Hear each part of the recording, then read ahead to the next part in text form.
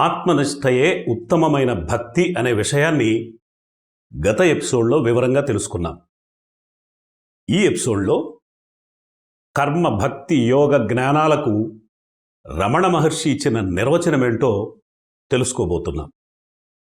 అంతేకాకుండా 3వ అధ్యాయమైన యోగసారం కూడా ఈ ఎపిసోడ్తోనే ప్రారంభమవుతుంది. ముందుగా కర్మ భక్తి యోగ జ్ఞానాలకు రమణ మహర్షి ఇచ్చిన నిర్వచనమేంటో తెలుసుకుందాం.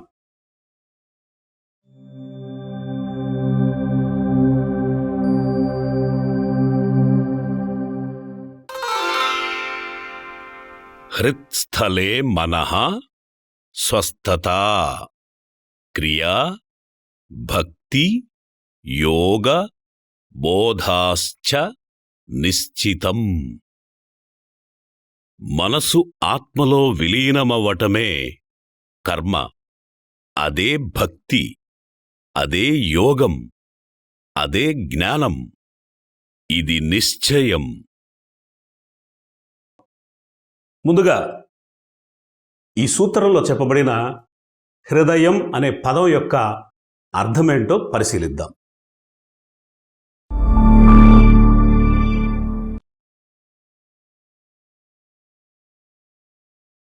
రమణ మహర్షి తమ బోధనలలో కొన్ని చోట్ల హృదయం అనే సంస్కృత పదాన్ని ఉపయోగించారు.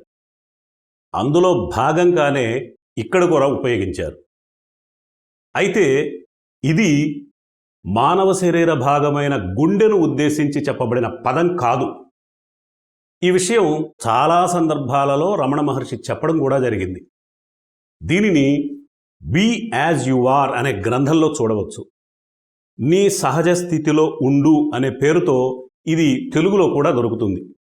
కనుక రమణ బోధనలలో హృదయం అనే పదం ఎక్కడ కనిపించినా అది మానవ శరీర భాగమైన గుండెను ఉద్దేశించి చెప్పబడిన పదంగా భావించకూడదు. ఆ పదం మరో దాన్ని ఉద్దేశించి చెప్పబడింది. అదేంటో తెలుసుకుందాం. హృదయం అనే పదం ఈ సంస్కృత ఉపదేశ సారంలోనే కనిపిస్తుంది. రమణ మహర్షి మొట్టమొదటగా రచించిన తమిళ ఉపదేశ సారంలో ఈ పదం కనిపించదు. హృదయం అనేది ఒక సంస్కృత పదం. ఇది హృత్ మరియు అయం అనే 2 పదాల కలయికతో ఏర్పడిన ఒక సంయుక్త పదం. ఇందులోని హృత్ అనే పదానికి ఇది అని, అయం అనే పదానికి కేంద్రము అని అర్థం. ఈ ప్రకారం హృదయము అంటే ఇది కేంద్రము, మూలము అని అర్థం. ఒక్క మాటలో చెప్పాలంటే తలపులకు ఇది మూల కేంద్రము అని భావం. దీనిని బట్టి హృదయం అనే పదం తలపులు పుట్టే చోటైన అహంస్ఫురణను ఉద్దేశించి, అనగా ఆత్మనుద్దేశించి చెప్పబడేదని తెలుస్తోంది. హృదయం అనే మాటకు అర్థం ఆత్మ అని తెలిసింది కదా. ఈ ప్రకారం సూత్రంలో చెప్పబడిన హృత్స్థలే మనః స్వస్థత అనే మాటకు అర్థం మనసు ఆత్మలో విలీనమవ్వటం అని గ్రహించాలి. ఇప్పుడు మనసు ఆత్మలో విలీనమైతే ఏమవుతుందో తెలుసుకుందాం.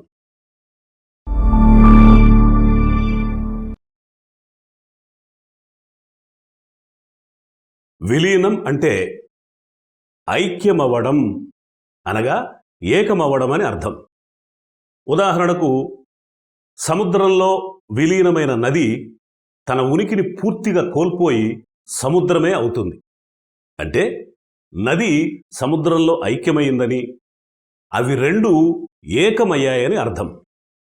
అదేవిధంగా అహంస్ఫురణలో, అనగా ఆత్మలో విలీనమైన మనస్సు తన ఉనికిని పూర్తిగా కోల్పోయి అహం స్వరూపమవుతుంది. సింపుల్గా చెప్పాలంటే ఆత్మలో విలీనమైన మనస్సు ఆత్మే అవుతుంది. దీనిని బట్టి మనసు ఆత్మలో విలీనమైతే మానవుడు ఆత్మస్వరూపుడవుతాడని తెలుస్తోంది. ఇక సూత్రంలోని చివరి అంశాన్ని తెలుసుకుందాం. మనసు ఆత్మలో విలీనమవ్వడంతో మానవుడు ఆత్మస్వరూపుడవుతాడు గనుక మనసు ఆత్మలో విలీనమవ్వటమే కర్మ. అదే భక్తి, అదే యోగం, అదే జ్ఞానం. ఇది నిశ్చయం. ఇది కర్మ, భక్తి, యోగ జ్ఞానాలకు భగవాన్ రమణ మహర్షి ఇచ్చిన సూటి నిర్వచనం. ఇంతటితో భక్తి యోగ సారం అనే 2వ అధ్యాయం సంపూర్ణమైంది. ఇక తర్వాత అధ్యాయానికి వెళదాం.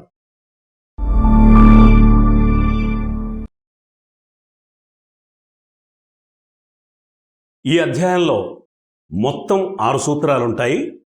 ముందుగా మొదటి సూత్రం.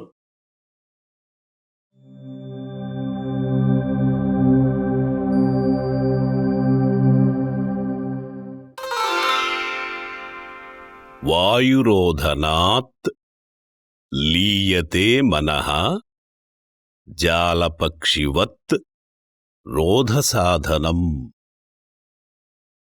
శ్వాస నిరోధంతో మనసు వలలో పడిన పక్షివలే ఆత్మలో లీనమవుతుంది. మనసును నిరోధించేందుకు శ్వాస నిరోధం ఒక సాధనం. ముందుగా ఈ సూత్రంలోని అత్యంత కీలకమైనదైన శ్వాసను నిరోధించటం అనే అంశాన్ని తెలుసుకుందాం. మనసు ఆత్మలో లీనమవటం కోసం రమణ మహర్షి బోధించిన యోగ సాధనా విధానం శ్వాసను నిరోధించటం. నిరోధమంటే కుంభకమని అర్థం. ఇది 3 విధాలుగా ఉంటుంది: అంతర్కుంభకం, బహిర్కుంభకం, కేవల కుంభకం. గాలిని లోపలికి పీల్చి బయటకు విడవకుండా ఉండటాన్ని అంతర్కుంభకం అంటారు.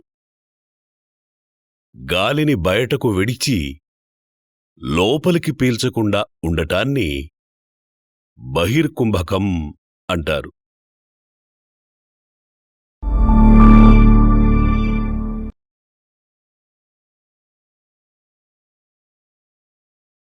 గాలిని బయటకు విడిచిపెట్టటాన్ని రేచకమంటారు, ఎక్స్హేలింగ్. గాలిని లోపలికి పీల్చటాన్ని పూరకమంటారు, ఇన్హేలింగ్. మన ప్రయత్నం లేకుండానే వాటంతటవే సహజంగానే ఈ రేచకపూరకాలు జరుగుతూ ఉంటాయి. ఈ విధంగా జరుగుతూ ఉండే రేచకపూరకాలను ప్రాకృతిక రేచకపూరకాలు అంటారు. Natural exhaling and inhaling. అయితే ఈ విధంగా కాకుండా ప్రాణాయామంలో ఒక భాగంగా ప్రయత్నపూర్వకంగా చేయబడే రేచకపూరకాలను వైకృత రేచకపూరకాలు అంటారు. Unnatural exhaling and inhaling. ఈ 2 రకాల రేచకపూరకాలు జరగని స్థితిని కేవల కుంభకం అంటారు.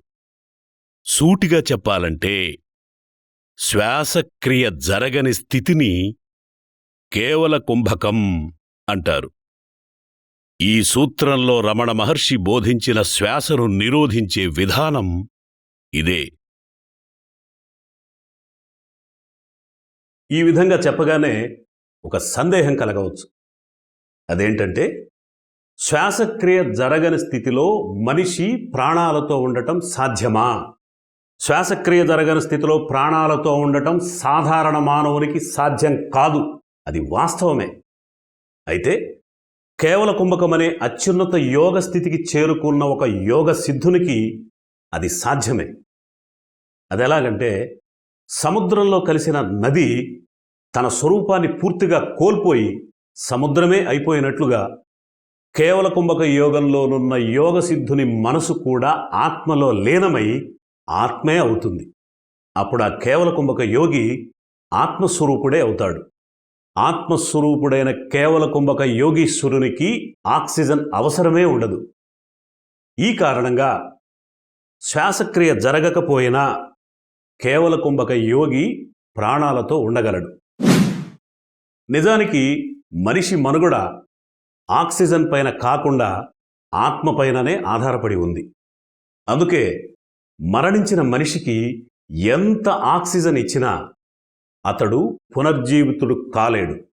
ఇంతకుముందు చెప్పబడినట్లుగా మనిషి మనుగడ ఆక్సిజన్ పైన కాకుండా ఆత్మ పైననే ఆధారపడి ఉండటమే ఇందుకు కారణం.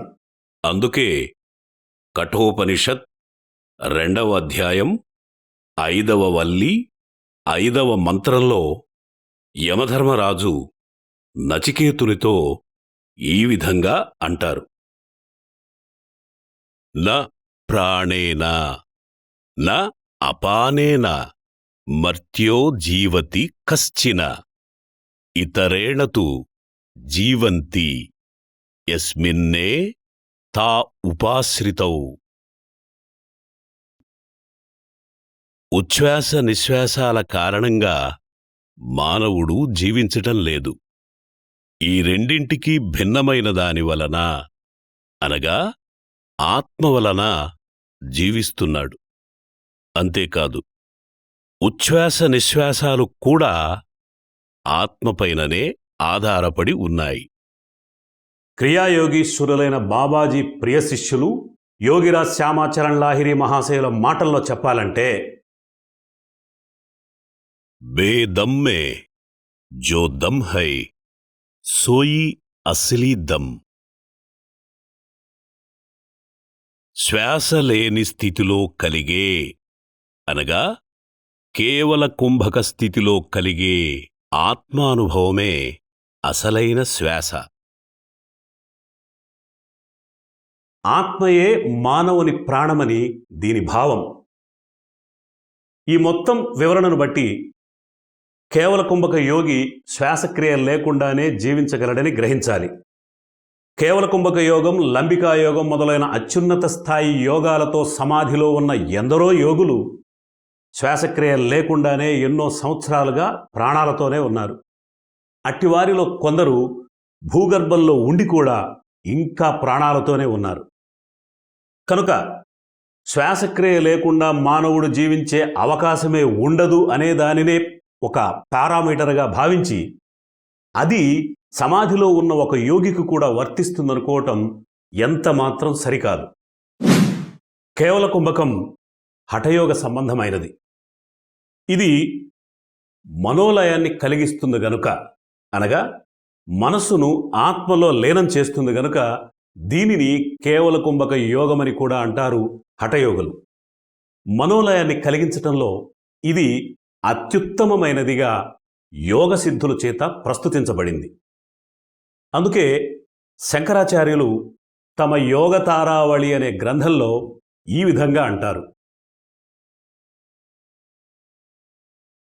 సహస్రశ సంతు హఠేషు కుంభా సంభావ్యతే కేవల కుంభ ఏవ. హఠయోగంలో ఎన్ని రకాల కుంభకాలున్నప్పటికీ కేవల కుంభకం మాత్రమే గొప్పదిగా చెప్పబడుతుంది. అయితే ఇది అంత తేలిగ్గా కలిగే కుంభకం కాదు. అందుకోసం ముందుగా జాలంధర బంధం, ఉద్యాన బంధం, మూలబంధం అనే 3 రకాల సాధనలను బాగా అభ్యసించాలి. దీనినే బంధత్రయ యోగ సాధన అంటారు.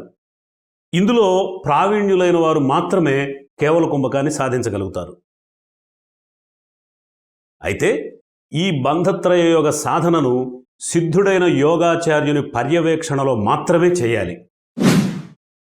యోగ సిద్ధుడు గురువుగా దొరకటం, బంధత్రయ యోగ సాధన, ఇవి రెండూ మనకు కష్టమే.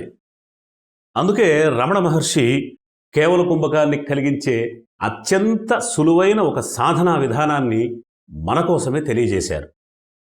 దీనికి యోగ సిద్ధుని అవసరమే లేదు, బంధత్రయ యోగ సాధనతో పనే లేదు. దీనిని ఎవరికి వారే స్వయంగా సునాయాసంగా చేయవచ్చు. శ్రమ తక్కువ, ఫలితం ఖచ్చితంగా ఉంటుంది. ఈ సందర్భంలో కంచి పరమాచార్యులు శ్రీ చంద్రశేఖరేంద్ర సరస్వతి మహాస్వాముల వారు భగవాన్ రమణ మహర్షిని గురించి చెప్పిన మాటలు గుర్తొస్తున్నాయి. ఆయన ఒక సందర్భంలో ఒక భక్తునితో ఈ విధంగా అంటారు: కొండను ఎక్కుతున్న భావనే తెలియకుండా కొండను ఎక్కించగల సమర్థుడు రమణ మహర్షి. రమణ మహర్షి బోధించిన ఆ సాధనను గురించి తెలిస్తే పరమాచార్యులు ప్రవచించింది పరమసత్యమని తెలుస్తుంది. ఆ సాధన ఏంటో తెలుసుకుందాం. ఆ సాధన పేరు ప్రాణవీక్షణ, అనగా సహజంగా జరుగుతూ ఉండే శ్వాసక్రియను గమనిస్తూ ఉండటం.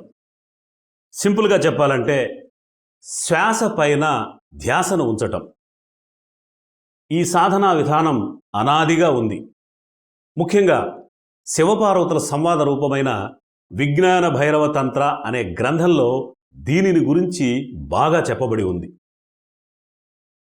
గౌతమ బుద్ధుడు కూడా దీనినే బోధించాడు. ఆయన దీనిని ఆనాపానసతి అని అన్నాడు. ఆన అనగా పీల్చే గాలితోనూ, అపాన అనగా విడిచే గాలితోనూ, సతి అనగా కూడుకొని ఉండుట అని అర్థం. ఇక రమణ మహర్షి విషయానికొస్తే ఆయన ఈ సాధనను గురించి ఈ విధంగా అంటారు: ప్రాణరోధశ్చ మనసా ప్రాణస్య ప్రత్యవేక్షణం కుంభకం సిద్ధ్యతి ఏవం సతత ప్రత్యవేక్షణాత్. మనసును శ్వాసపై లగ్నం చేయటం ద్వారా కూడా శ్వాసను నిరోధించవచ్చు. శ్వాసను గమనిస్తూ ఉంటే కేవల కుంభకం సిద్ధిస్తుంది. దీనిని రమణగీత అనే గ్రంథంలో మనం చూడవచ్చు. దీనిని బట్టి ఈ సూత్రంలో రమణ మహర్షి బోధించిన శ్వాస నిరోధన విధానం కేవల కుంభకమని, అది కలిగేందుకు ఆయన సూచించిన సాధన శ్వాస పైన ధ్యాసను ఉంచటమని తెలిసింది కదా. ఇప్పుడు ఈ సాధన యొక్క విశిష్టత ఏంటి, దీనిని ఏ విధంగా చేయాలి, అందువల్ల కలిగే ప్రయోజనం ఏంటి అనే విషయాలను వరుసగా తెలుసుకుందాం.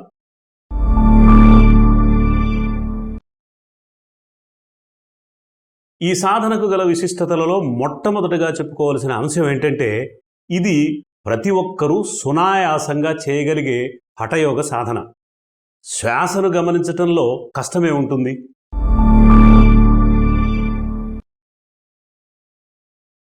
ఇది లంబికా యోగం మొదలైన ఇతర మనోలయ యోగాల వలె ప్రమాదకరమైన సాధన కానే కాదు.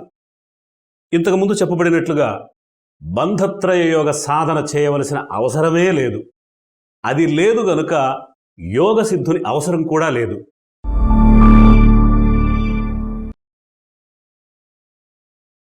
శ్వాస పైన ధ్యాసను ఉంచటం వలన మనసు ఖచ్చితంగా లయిస్తుంది. రమణ మహర్షి మాటల్లో చెప్పాలంటే వలలో పడిన పక్షి వలె మనసు ఆత్మలో లీనమవుతుంది.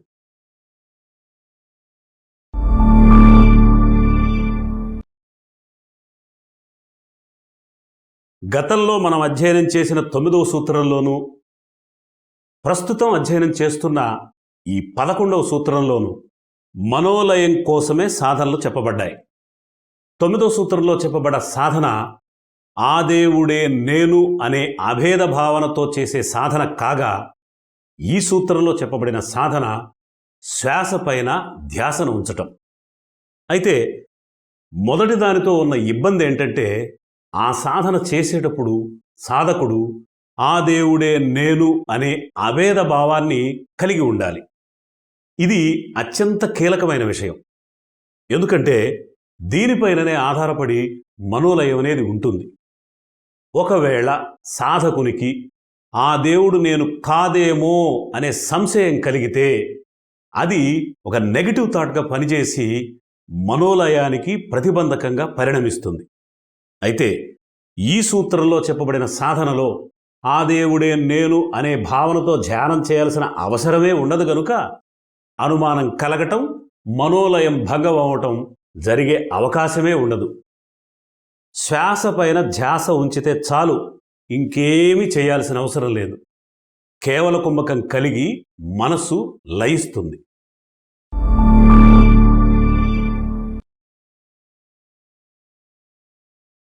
ఈ సాధనతో మనోలయం కలుగుతుందని తెలుసుకున్నాం కదా. దీనిని ఆధ్యాత్మిక సంబంధమైన ప్రయోజనంగా చెప్పవచ్చు. అయితే ఇదే కాకుండా భౌతిక సంబంధమైన మరో ప్రయోజనం కూడా ఉంది. అదేంటంటే, ఈ సాధన చేస్తూ ఉంటే అలజడి, అశాంతి, ఆందోళన, ఒత్తిడి మొదలైన మానసిక రుగ్మతలు క్రమంగా దూరమవుతాయి.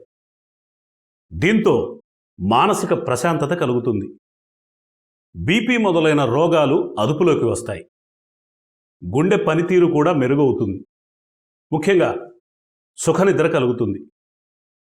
క్రమం తప్పకుండా ఈ సాధన చేస్తున్న వారిలో ఈ సత్ఫలితాలు కలిగినట్లుగా అనేక పరిశీలనలలో రుజువయ్యింది.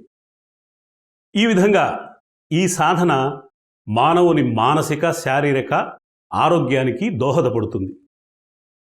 ఇవి ఈ సాధనకు గల 5 విశిష్టాంశాలు. వీటి కారణంగా దీనిని ఒక విశిష్టమైన సాధనగా పరిగణించవచ్చు. ఇప్పుడు ఈ సాధన ఏ విధంగా చేయాలి, సాధన చేసేటప్పుడు గుర్తుంచుకోవలసిన విషయాలేంటి అనే అంశాలను తెలుసుకుందాం.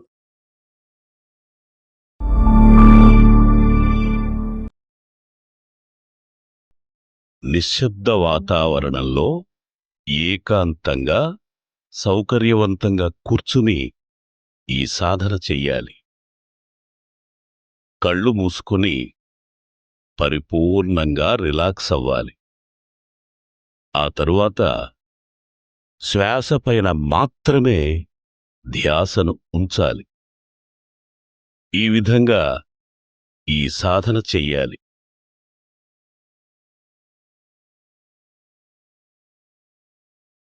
ప్రాణాయామ సాధనలో చేసినట్లుగా ప్రయత్నపూర్వకంగా శ్వాసించటం గాని, శ్వాసను క్రమబద్ధం చేయటం గాని ఈ సాధనలో చేయకూడదు.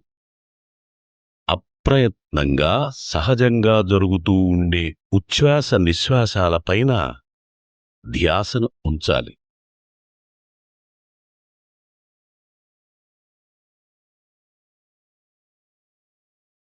సాధన చేసేటప్పుడు నిద్ర వచ్చే అవకాశం ఉంది. ఒకవేళ నిద్ర వస్తే చన్నీటితో ముఖం కడుక్కుని ఆ నిద్రమత్తు వదిలేదాకా అటూ ఇటూ నడిచి ఆ తరువాత తిరిగి సాధనను ప్రారంభించాలి. అంతేగాని ఆ నిద్రమత్తుతోనే సాధన చెయ్యకూడదు.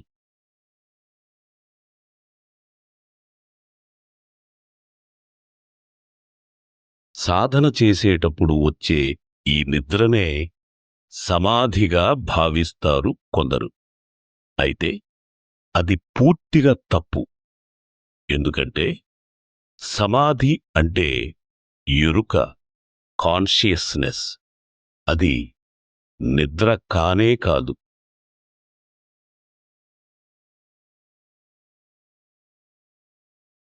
సాధనా సమయంలో ఎన్నో రకాల తలపులు కలుగుతూ ఉంటాయి. ఇది అత్యంత సహజం. అయితే వాటిని నిరోధించటానికి ఎంతమాత్రం ప్రయత్నించకూడదు. ఎందుకంటే ఈ ప్రయత్నంలో మన ధ్యాసంతా తలపులపైన ఉంటుందే తప్ప శ్వాసపైన ఉండదు. శ్వాసపైన ధ్యాస ఉండకపోతే కేవల కుంభకం కలగదు. కేవల కుంభకం కలగకపోతే సమాధి కలిగే అవకాశమే లేదు.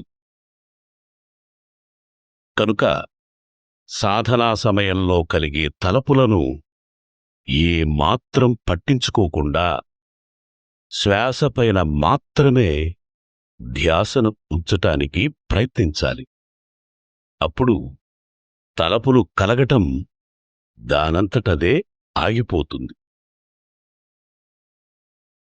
ఈ సూచనలను పాటిస్తూ సాధన చేస్తూ ఉంటే తలపులు కలగటం క్రమంగా తగ్గుతూ కొంతకాలానికి ఆగిపోతాయి. అప్పుడు శ్వాసపైన మాత్రమే ధ్యాసను ఉంచగలగటం సాధ్యమవుతుంది. సాధనలో ఇది మొదటి దశ మరియు కీలకమైన దశ. ఇదే విధంగా సాధనలు చేస్తూ ఉంటే కొంతకాలానికి శ్వాసపైన ధ్యాస ఉందనే తలపు కూడా లేకుండా పోతుంది. సాధనలో ఇదే చివరి దశ. ఆ తక్షణమే మనం ఏమాత్రం ప్రయత్నించకుండానే కేవల కుంభకం తద్వారా మనోలయం సంభవిస్తాయి. రమణ మహర్షి మాటల్లో చెప్పాలంటే వలలో పడిన పక్షివలే మనసు ఆత్మలో లీనమవుతుంది.